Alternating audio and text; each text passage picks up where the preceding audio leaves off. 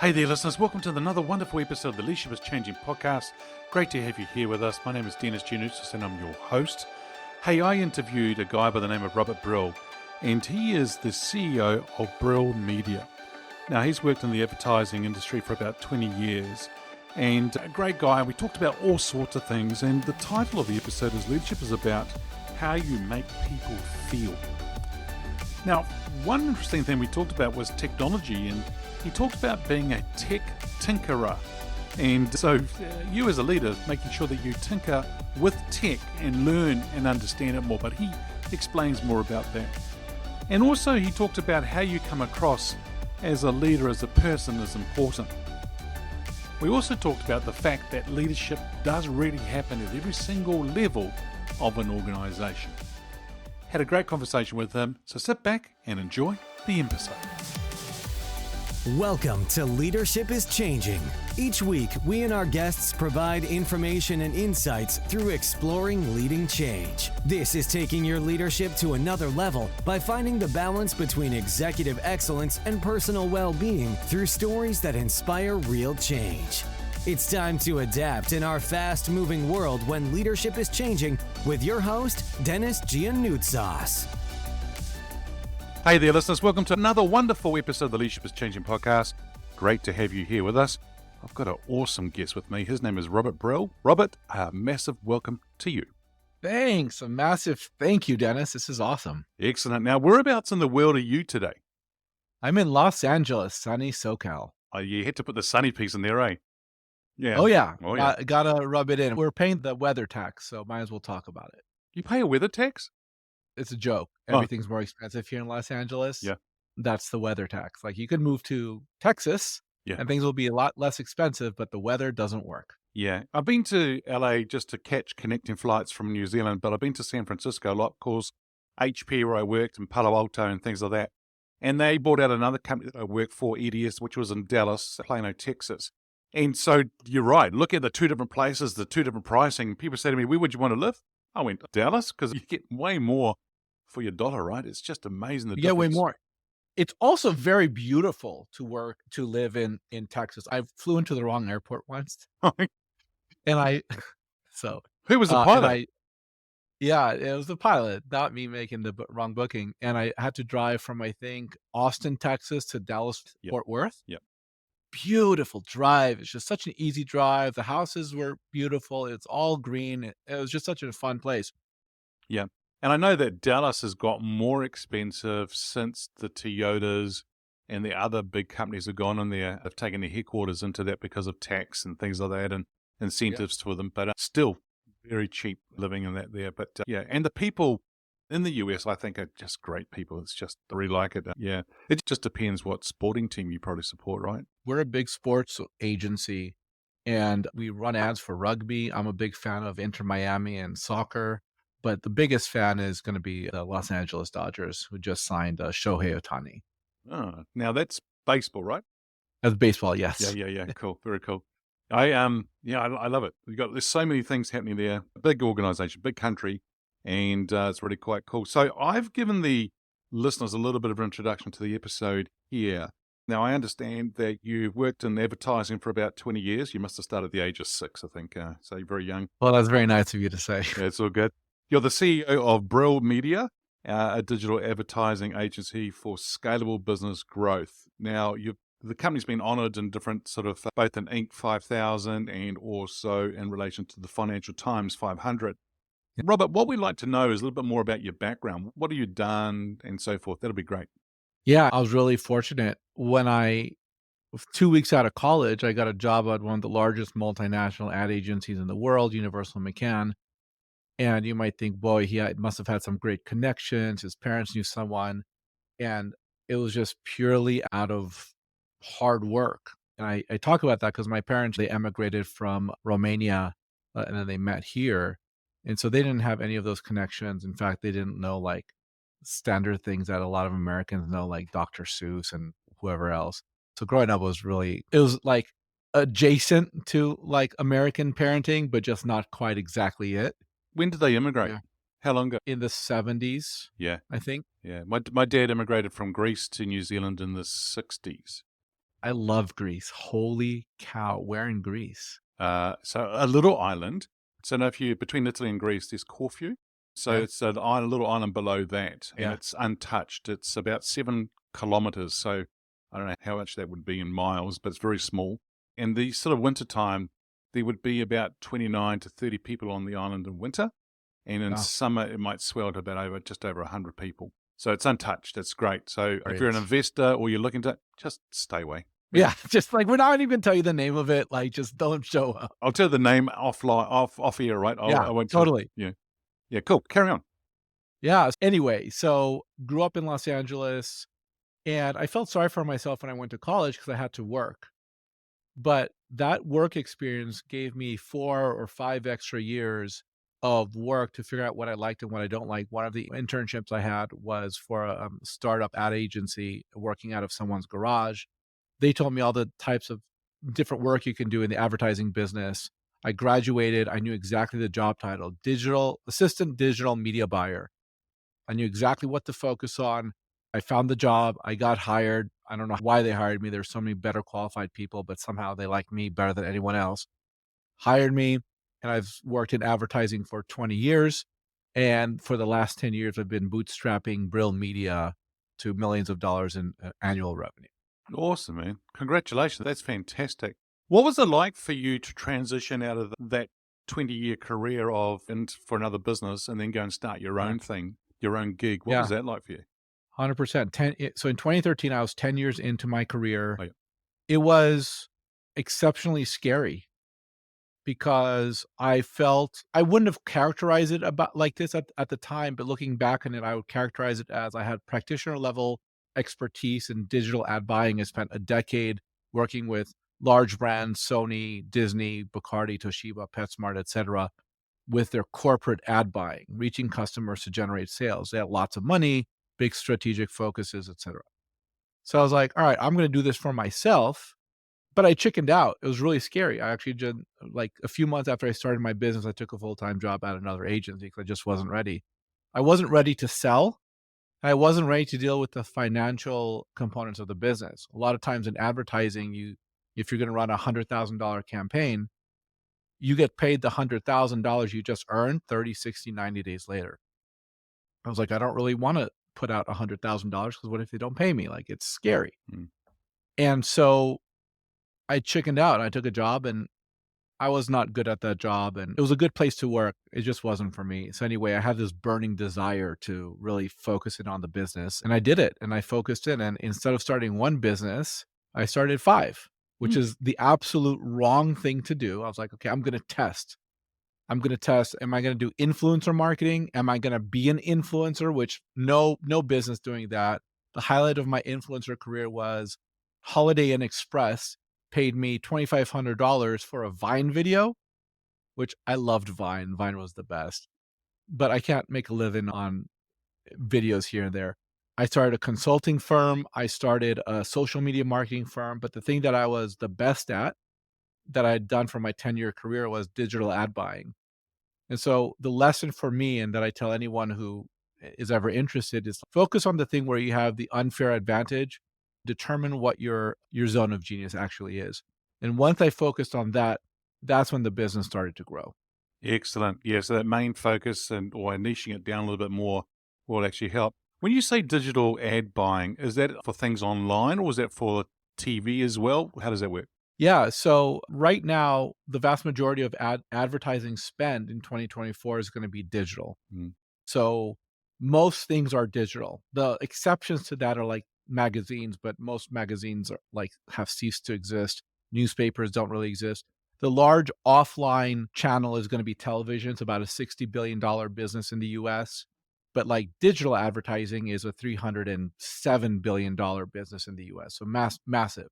Yeah. And you can see that with your media consumption habits as well. Oh, absolutely. And what we're seeing here in New Zealand is actually the reason I asked you that question is that we have two major TV stations. So, like in the US, you probably have CNN, Fox News, the two major ones, probably, I think. Would that be right? Yeah, there's Oh, MSNBC yeah. or there's no MSN. It's MSN. Yeah. Well, Fox, yeah. yeah, so New Zealand, we have Yeah. a small population, 5.5 million people. So we had two. So TV1, which is government state owned, but the other one is private, which is owned actually by Disney, and it's called TV3. Well, TV3, the news part of it is closing down. They're shutting down, making whole people redundant. Why? They're saying that they can't get enough advertising money today, and the Yeah. popularity of people watching TV, and that is actually decreasing big time because we're looking at other sources for information and things like that. So Yeah. it's a big change. Are you seeing that also in the US? 100%. Television is declining. Television a few years ago used to be 70, $80 billion in ad spend. It's declining. Journalism in general is having a tough time. Like, I really like the model that the UK has with the BBC. Like, it's a state-funded television. Like, it's like the United States Postal Service. Like, for a long time, it hasn't been profitable for various reasons for that. But it's a really, like, essential way of communicating. And I think local news, everything's local fundamentally, but like local news is so incredibly important. And when you stop having local news coverage, a lot of bad things happen. Like crime spikes, you don't get justice for criminal activity, a lot of bad behavior might happen. So it's really valuable to have local journalism. And I think in the United States and probably other parts of the world, like you have the TV1, state funded television, it needs to occur, but we're so anti, like, anything state funding in the United States that it's gonna be a hard uphill journey. But anyway, we're talking about journalism. I'm not a journalist, but I think advertising as a support for many fundamental aspects of our society provides a great value that customers often don't recognize. Yeah. And then you're seeing also people like myself, right? Starting podcasts. You're seeing others doing other kind of platforms as well. It's changing big time. Yeah. Now, Robert, how did you actually get into leadership yourself? I stumbled into it. It was really one of those moments. So in my very first job was an intern, and then eventually I got paid for it in 2003. By 2009, my job title was director, which is like a 5-year, 6-year improvement or like a time span. But like people in advertising can spend their entire careers as director. Hmm. And so I was fortuitous to get into advertising when it had started to ascend again, right? You have the 2000 dot-com bubble, you have the 2001 terrorist attacks, you have these various things that depressed the market. And then by the time I got my first job at Universal McCann, 2003, 2004, you had a nice ascension. So I was riding that really nice wave so that I could actually understand the business of advertising and the business of marketing on digital platforms. So I had the practitioner knowledge by 2009, but I didn't have the leadership knowledge. And the way that showed up fundamentally for me was I was really bad at meetings, partially because I was in meetings with people 20 to 30 years more experienced than me. And they're like, okay, you got to say this and this. And I'm like, dude, I need my own thoughts. I can only express my own thoughts. Like, I don't have your worldview about why you should tell me to do things. They're like, no, it's strategic. You got to say this. I'm like, I can't. So I'd have these meetings and I was very tepid. Like, I didn't really know how to talk in meetings. I got nervous. I didn't always perform very well. A few people were like, you got to learn how to speak better. And I was like, okay. So I went to Toastmasters. Yep. And I loved Toastmasters. I was only there for 9 months, but it was a dramatic shift. And the most interesting thing I learned about Toastmasters, which is really important for leadership, is the way you come across effective and confident is you practice. And the beautiful thing about being an entrepreneur is you just say the same thing all over and over again in dozens of different ways. You do. You do indeed. That's why I have 7 standard questions. Yeah, exactly. Yeah. You don't have to remember them. Like, they just roll off your tongue. Yeah, you're right. You've got to do them in different ways as well and make it happen. But tell me something. When you actually were working with people who were older than you, it sounded like they were trying to tell you as well how to do a lot of things. But how did you find that? I found it challenging because I can only speak my truth. Hmm. And sometimes they didn't necessarily understand the intricacies of what I was trying to communicate, but I would defer to them in a really practical way because I felt that they had more overall business knowledge than I had. I had 6 years of practitioner knowledge in digital advertising.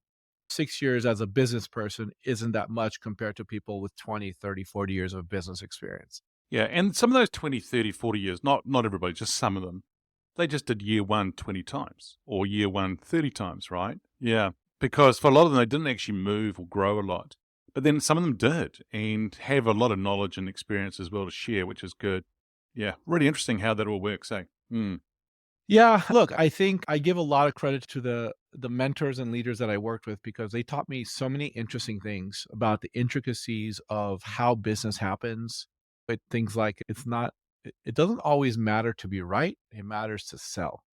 Like, and I had to live it and breathe it and be part of it in order to see it from the inside out. And so when I see people today who are graduating college or they want to be entrepreneurs, I think first of all, you got to know yourself. Like there are many people who have no practical business experience who could be great entrepreneurs. Absolutely. I Mhm. was not one of those people. But what they lack ultimately is they lack the experience to understand the opportunities that they don't recognize the opportunities that come before them in conversations. Like one of the biggest opportunity is trading on information.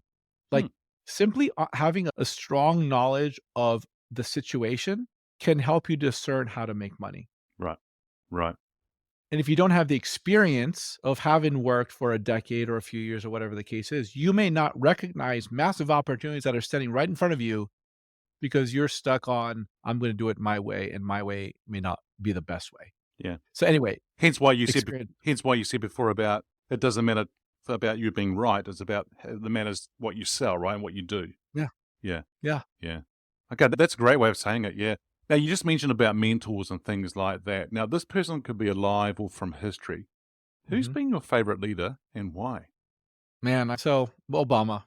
Obama? I can't say that I study leaders, and I can't say that I could point to individual things that he or she has done that makes him a great leader. I think one of the things I've recognized early on as I was growing my company, so not early on in total, but just over the last few years, I recognize that leadership is about how you make one of the things about leadership is how you make people feel. And I had this really great boss. His name is Elias Splishner. He's big title at Sony Pictures. And he was my first agency boss at Universal McCann. And as I was going through some challenges with my company, people asked me, "What leadership have you experienced that you enjoyed?" I thought of him, Elias Blischer, because I knew nothing. Mm, All they were doing was paying me not to mess things up and also to learn. But like I wasn't really contributing anything for the first 6 months of me working there. And so as a result, I appreciate him so much because he made me feel like I wasn't gonna screw things up if I made a mistake. It was a very safe environment. yeah. And as a leader in my business, I want to create that safety for my people. So when I look at leadership, I think leadership is probably a lot of things. And I've only been in business for 20 years. Hopefully I have another 20 to go and I can learn a lot more. But I think leadership is how you make people feel, and look at Obama, the oration that the movement he's created around him, and the respect he's delivered around him. I think it would be amazing to meet him. Okay, so that's good because that was going to be my next question. So if you and Barack Obama are sitting on a park bench, I don't know where, somewhere, and you two are having a cup of coffee together, would there be one question you would love to ask him? How did you deal with the challenges? All the challenges. Pick a challenge and tell me how you dealt with it. Because I bet he'd have some like crazy story of how he mind melded with someone and made them see his perspective through a fancy choice of words. I'm like, I want to learn that Yeah, yeah, yeah. mindset. Mindset. Yeah, that's a good one. Yeah. Actually, I've got a question for you because I sitting outside of the US, just watching the how things happen there. I'm not interested in going into which politics is better and things like that, but thinking about it, and I go like, you've got millions of people there. You've got governors and senators who are really good people as well, and it's just how do you come up with one or two people who are fairly old in age today, right? And so it's like Obama was younger as a Yeah. president versus others who aren't. So how do we actually make sure that we tap into people who are not just because of race, color, or any other thing as well, gender, things like that, but it's about the talent. It's about the person that can get the thing done. How do we make sure we actually get the right people on board? Well, unrelated to politics, but much more important for our business is we just hire off of meritocracy, like who's the right person. Right. Like in the United States, we're not allowed to ask the person's age. So I literally like I'll work with people, I have no idea how old they are. Hmm. So it doesn't matter to me how old you are. What matters to me, do you have the right experience to do the thing we need you to do? Yeah. Right experience, the right culture, the right fit, right? Like if you're a bad apple, but you have great experiences, I don't want you. If you are the best person in the world, but you don't have the experience, I can't work with you. So it has to be that combination of you're going to be additive to the culture of the organization, you're going to be additive to the people around you, and you're going to be able to do good work. Yeah. I think sometimes you can have the most talented person, but would have an attitude that stinks. Then they come, Yeah. it's just not, it's hard. It's very hard to have them on board. They're high maintenance. Where if you have someone who doesn't have all the skills, but a lot of it's there, but they've Yeah. got an awesome attitude, you can grow them, you can help, you can develop them. And that's the right person to have on board. 100%. There's the big thing that I just kind of like became concrete in my brain is I can't remember her name now, which is unfortunate, but there's a psychologist or sociologist who came up with the idea around mindset in like the 70s. And there's two types of mindsets, right? There's an abundance mindset and a fixed mindset. The fixed mindset says basically like, I am who I am and I won't be able to improve or do anything outside of that. And when the world is going to happen and I'm just going to hopefully not get taken advantage of. But the growth or abundance mindset says, I'm a lifelong learner. I will continuously improve.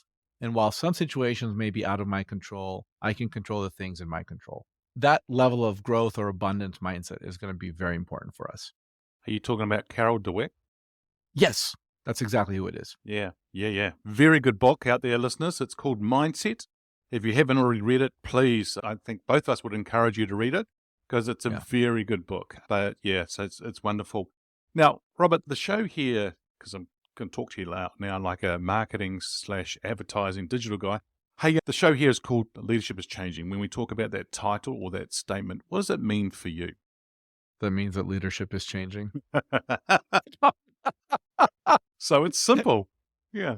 It means to me that the world is dynamic, people are dynamic, and it's important to wield power responsibly to get the best outcomes that you can possibly get for whichever side you're wielding power for your family, your friends, your culture, your politics, your business, whatever the case is. Well, that was awesome. I hope we're recording that. That was awesome what you just said. Of course, we are Oh, recording it. It's really good. Yeah. So, but I like what you just said there too. Leadership is changing because it is simple as that. That's what it is. And we don't really need to complicate it. Things are changing. And even the examples you gave earlier on as well, right? About you going into the different roles that you did, the way you're seeing things being done, older generations telling you what to do, but also you're having to bring in other things. All of that comes down to the fact that it's changed. You talking about going into starting your own business, then getting a full-time job, then going back into your business again, trying all those different things. All of that is change. And it's about you leading that change, which is very important. Yeah. and it's all, to me also, it's about being okay. It's okay. Like it's all going to be okay. Yeah. Like I felt like in that moment where I had that one job after I started my business, I felt like, man, I missed the boat. I knew other people who were also starting their agencies. Like, oh man, they're going to have a leg up on me. And I think what I've come to understand with anything meaningful, relationships, getting married, losing weight, buying a home, running a business, achieving product market fit, whatever thing you're working on, it's okay if it happens in fits and starts. And there was like basically my business create like what came into existence over like a 3-year, 4-year process. There was like 2 years where I was just like, hey, I probably should do this, but I thought I was going to retire from the company I was working at. So I was like, it's fine. And then I was like, all right, I'm going to do this. And the only contribution for 3 months was like starting the LLC and some other stuff. And then I took a job. And then it was like, these fits and starts happen in big, important ways. And I think that's okay. Do you know what? I think sometimes things happen for a reason, right? And so it's obvious that you were meant to be doing the business. I remember coming out of HP, I decided I wanted to leave because I've been wanting to do my business, went through the health scare, as I told you about. My boss came to me, had a package, I left, and it was all very good. But I still knew that I wanted to start that business, but I still went and put my resume out to 10 different organizations. And I didn't hear back from them. And I was like, what the heck's going on? About 3 months later, I was having a coffee with somebody. He says to me, oh, your resume is really impressive and that, but your phone number's wrong. Oof. And I went, what? He goes, your phone number's wrong. So I went back and I went and looked at all of them, and just about every single one of them, I had the wrong email and wrong I don't know how that happened. I don't know why it happened. Well, I do. I think I know what happened because I should be doing my business, right? Right. And so sometimes we think we want to go and do something here, and there's that fear. But sometimes life pushes us to go and do what we should be doing. In the immortal words of Dr. Ian Malcolm from Jurassic Park, life finds a way. It does. It does indeed. Yeah. We may not like it at the time. It might be feeling really uncomfortable, but life does find a way. Now, you and I tend to be living in a world whereby it's getting faster. We see whereby technology is driving a lot of it. You're talking about the digital advertising side of it. Data, business, social, everything seems to be getting faster. For a leader to succeed in today's fast-paced, changing world, what do they need to do to be successful? You got to be a tech tinkerer. My number one piece of advice, which encompasses a lot, just play with stuff, figure things out. I think just introducing the concept of play in business is so important. Like, I really love what I do, partially because I built up a system for me that allows me to focus on the things I love. And even if, like, I think everyone has the ability to play with ChatGPT, to play with Mid-Journey on Discord, to play with all the different AI tools in their spare time for their business, in ways to improve their business and make their output more effective.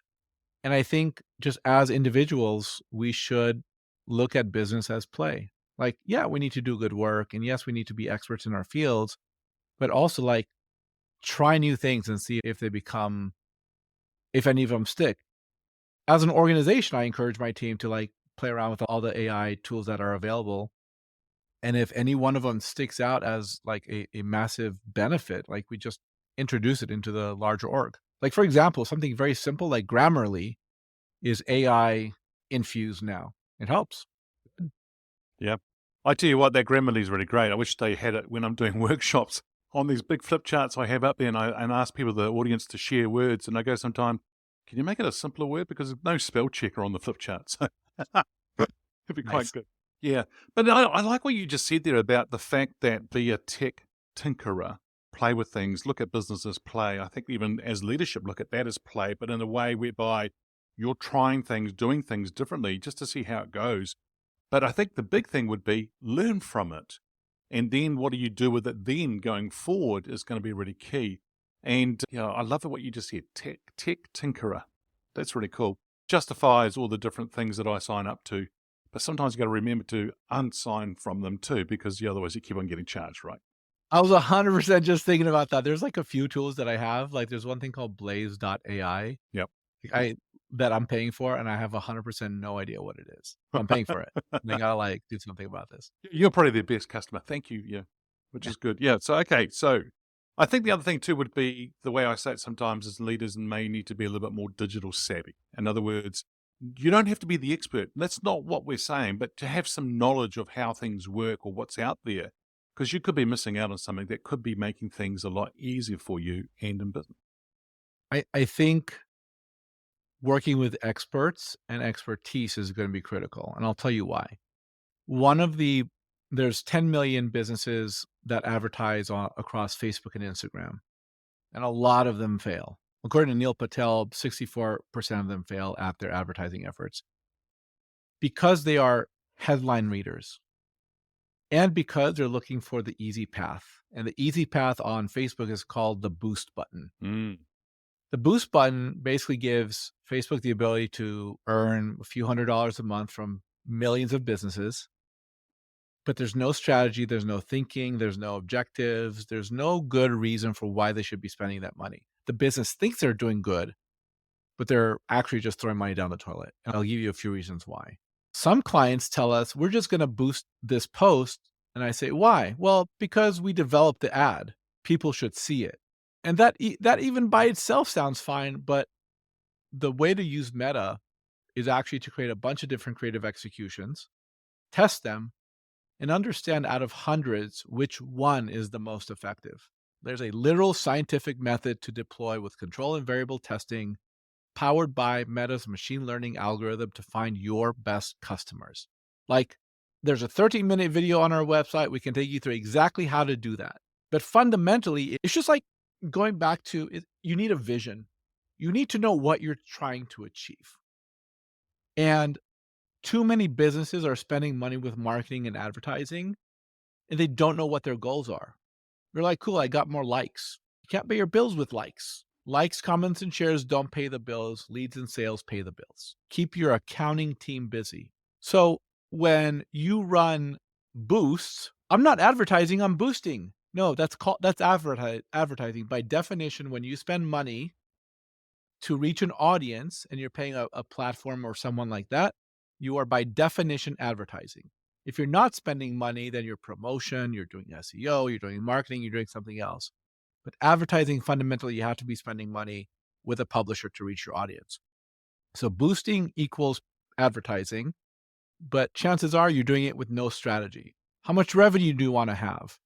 Do you want prestige? Do you want power? Do you want headcount? Do you want to go live 6 months of your life on an island every year? What are your goals for the business? And work with an expert to help you understand all the things you need to do to achieve those goals. No one expects me to be able to help you when something hurts on your body. Why? Because I'm not a doctor, nor to be a plumber, nor to be a mechanic or legal stuff. You'd talk to a lawyer. We'll all willingly pay experts. And in fact, a lot of B2B business owners are the experts in their field, but they don't want to pay experts in marketing and accounting and whatever else because they want to do it themselves. Yeah. And what you're actually doing is you're wasting in the form of opportunity cost. You're wasting thousands of dollars and hundreds of hours doing the wrong thing in Facebook and taking yourself farther away from the goal of your business, which is growing it in whatever method you want to grow. Wow. That is awesome. That is awesome. Thank you. I think you're spot on what you just said there. Wow. I remember just this podcast, right? A lot of people are like, oh, how did you do it? I just went to the guy who's like number 2 in the world, John Lee Dumas. I don't know if you know that name. Entrepreneurs on Fire. Yeah. And said to him, what do I need to do? What can you mentor me? He says, Dennis, I'd love to. I don't actually have time. But here's number 10 in the world who I work with, and he knows what he's doing too. Go to Travis. So I went to Travis and I worked with Travis, right? And it's about investing in yourself, but getting the right people around you. And he saved me so much time. And we launched it really quick. In fact, we launched it within 2 weeks. And he was like, what the heck? But it was all good. So I love what you say. It's because I say to a lot of leaders, look, when you go into LinkedIn, using LinkedIn, don't just do the likes because anyone can do a like. It's about you wrapping your words around it, your opinion, your thoughts. That's what people are more interested in. That's where you start to become known for as part of your brand, right? And I think the other thing too is, I love what you say, it's about leads that turns into sales where you're converting them into sales, right? That's where you get paid, which is all very good. We're about to launch a new guide, we're calling it. It's as a result of doing a whole lot of interviews with nearly close to 300 leaders around the world. There's like these 30 themes that have come out, but we've taken the top 10 and we've got 4 to 5 bullet points underneath each one, which are really like key insights or lessons. And then there's the 10 ways to lead in today's world. That's what it is. And so it's a lead magnet, and then there's the funnel that sort of follows after that as well, right? So it's about getting to people, helping them understand what we can do for them to help them. But then it's about how can we convert that into a sale to help people move forward. Yeah, and there's a marketing plan around all that, and it's insightful and strategic. That's the way to do it. Yeah, it's very cool. Excellent. Now, you and I have been talking about leadership from the lens through a leader's perspective. If we quickly talk about it from an employee's lens, has employees' expectations of leaders changed? What are you seeing? I think I've always been very entrepreneurial. Like even in my early jobs, I had responsibilities that later got broken out into many different types of roles. Like an example is, for a long time in various roles that I had, not just one, I was the ad buyer. I talked to the client. I did the reporting. Inside our business right now, because we found that it's the best practice for what we do, we have one group of people who do the ad buying. They don't talk to the clients. We have account managers who talk to clients. They don't touch the ad buying platform. They have a different team that does reporting. I think what I've learned by working with, and I don't think this is an age issue, because there are people of a few different generations in the mix that I'm thinking about, that I think individuals, if they are empowered, will help orient the business towards the right path such that they can be set up for success. And what that means to me is, I want individuals who are gonna push back on me and say, "No, like, you it's I can't do my work effectively," like buyers, "I can't do my work effectively if you're having me talk to clients." I may need to hear it a few times from a few different people, some more junior, some more senior, but collectively, I'm not here to be right about whatever structure I thought might be good for the business. I'm here to build a successful business, and I'll be the first to tell you I'm wrong. I'll be the first to tell you that I'm the block Mm. or that I'm the reason why things are happening slowly. I want individuals on my team who are empowered to actually tell me what the business needs to be successful. And I get that that's much harder in a small business than a large business. I Yep. totally get that, especially with tons of bureaucracy and tens of thousands of employees and financial regulations and pharmaceutical stuff. I get all that. But fundamentally, as an employee, one of the biggest things that I needed help with was managing up. I was told multiple times, "Look, you can do what you gotta do, but you gotta tell people above you, like, who you report to, like, what you're actually doing and what the problem is and what needs to be solved and what they need to be looking out for." I'm just in my own world tinkering away trying to make things happen. Yep. Yep. So I think leadership happens at every single level, and Yep. an organization enables a great organization by making it okay for individuals at every level of the organization to speak up, share their mind, and help improve the overall business. Yeah. I like what you say there. That it happens at every level of the organization and managing up. You're so right. For a lot of people, they go, "Oh, I don't want to say anything because it's the fear of repercussion and things like that." I'm like, it's not what you say, it's how you say it. And it's actually showing you how to do that, right? Also, look, there's a chain of command, right? It's like I can't have 10 people all telling me random things that I just like I can't do that. Yeah. They have to follow a chain of command, and it's up to every level of leadership to determine, is this important enough to bubble up to the next level of leadership inside the organization? Mm.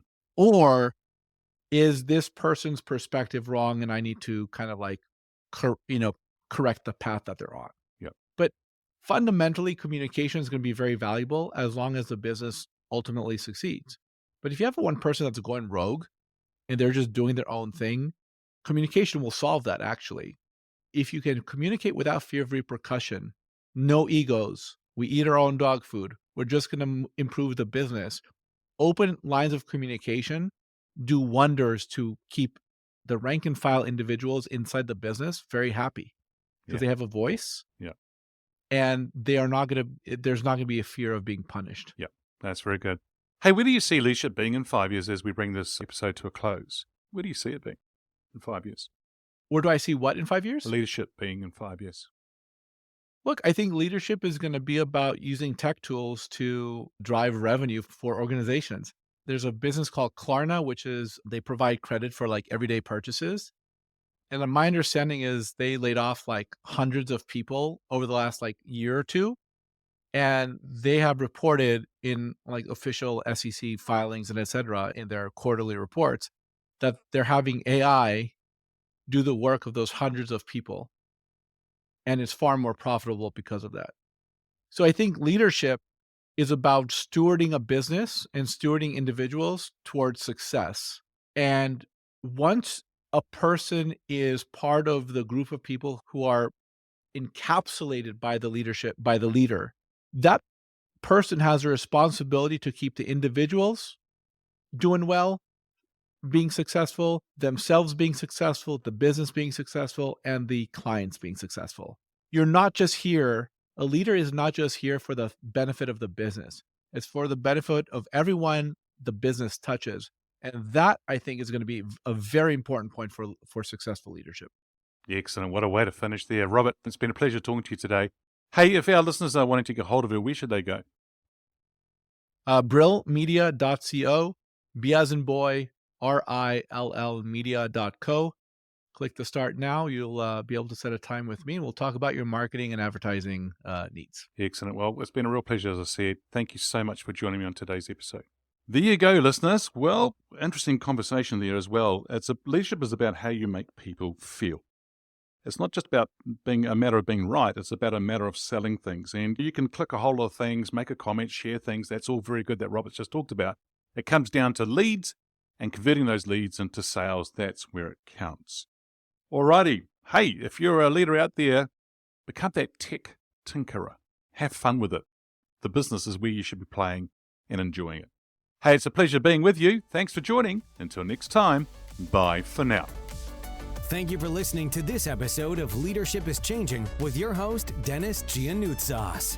Each week, we and our guests provide information and insights through exploring leading change, inspiring executives and leaders to adapt and lead a bigger game in a fast-moving world.